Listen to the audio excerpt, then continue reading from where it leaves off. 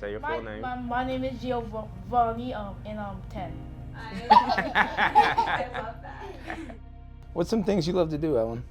I love to sleep with you. You do love to sleep in our bed. Every morning we wake up and he's in our bed. He sneaks in sometime in the middle of the night. I love that. Spunky. Spunky.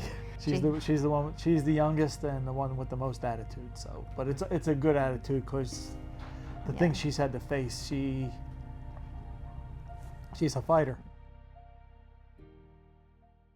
I was hoping you could take me back to the beginning and tell me what happened. It was a Thursday. That was February 27th. We took him for a routine physical, and a couple weeks prior to that, he was urinating on himself. So we thought, he's just not getting up, so we didn't think it was a big deal, but it kept happening more frequently. And the doctor said, well, did you notice this lump here? And I'm like, no. And it was only visible when he was lying down. So, don't worry about it. It's probably, just constipation. We'll give him some Miralax, and, he'll be good to go. If he doesn't go, then take him to urgent care, and they'll be able to give him something stronger. So Miralax didn't work, took him to urgent care. They give him an enema, they do an ultrasound, and the enema works. So we're packing up, we're like, yay, we think we're going home, and we order roosters, and we're about to go home, and they came in like, okay, well, we're gonna admit him, and oncology is gonna come in the morning and talk to you guys. And I knew exactly what an oncologist was, and he didn't.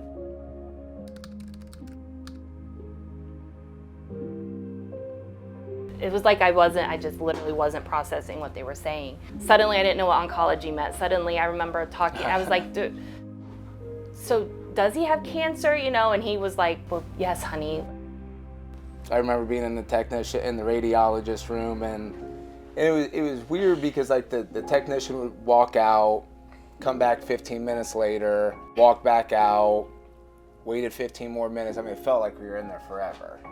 And then they send us home for a week. So like we get this news, and they do the scheduling, and they wanted him to get another week older because a lot of the staff hadn't dealt with a child his age and his size. And that week at home was crazy. It was like, what do we do? We started in November of 18, her first diagnosis of ALL, acute lymphoblastic leukemia.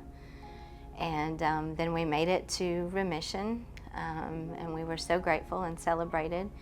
And she was in remission for about Year and a half. About 18 months. And last July of 2022, we received the news that she had relapsed.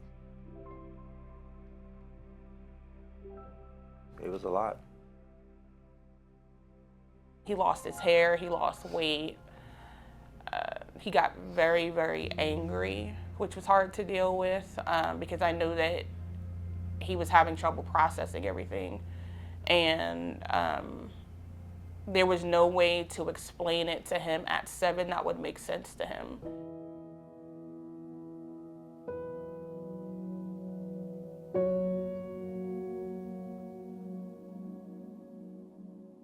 At that time, I had a job that was not supportive, so they were more worried about me coming back to work than the health of my child. And I told them, I'll get another job. I'm not gonna have another child, so do what you need to do. So I did part ways with that company because I needed to focus on my family, and they weren't allowing that. So.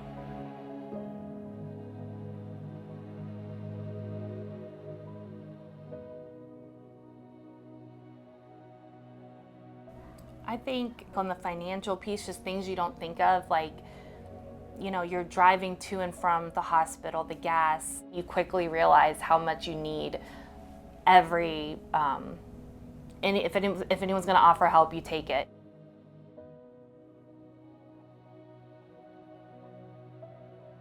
It's divide and conquer for the most part. We take our turns at the hospital, where Mandy's there probably quite a bit more than I am. But then I try to take care of everything at home with the kids and run the kids' sports and everything else. So We're going to keep fighting and keep trying for Allie's sake and for everyone who loves her.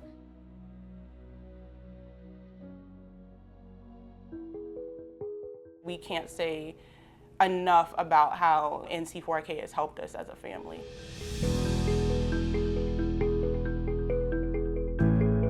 We found NC4K, I believe, through a mutual friend once we started going through Gio's journey. They said, you know, it's a good thing to help kids try to get their minds off of diagnosis, and he'll get to meet other kids that are just like him. It's been better than we ever expected. Yeah, look. For little Giovanni Cook on his 8th birthday, and this little guy, a true survivor. Organizations like NC4K have definitely helped us be able to navigate his medical condition with trying to have some type of normalcy. Hey Giovanni, it's Jossie's artist here. Thank you for supporting the Columbus crew, and we wish you a very special happy birthday, buddy. Have a good one. When a child is going through diagnosis, it is the most confusing, heartbreaking time that you could ever imagine going through.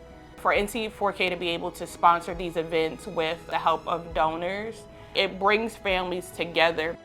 When you come to these events, it's not just the hero, it's all the siblings.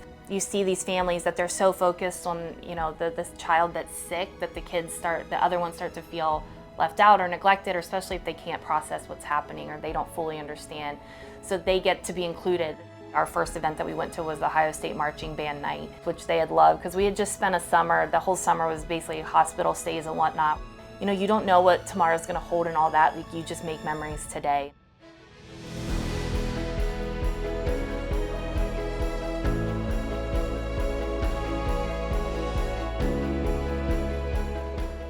For someone to be there and to have your back without even asking for anything in return, it was a blessing. It gave us a reason to keep going. I mean, they helped make Christmas possible for our family more than once, and we just are so grateful. It's so nice to see that our family get to enjoy those things while walking through such a difficult path. When it's your child, when you have these people wrapping around you, words cannot express really how it feels. Yeah, it's everything.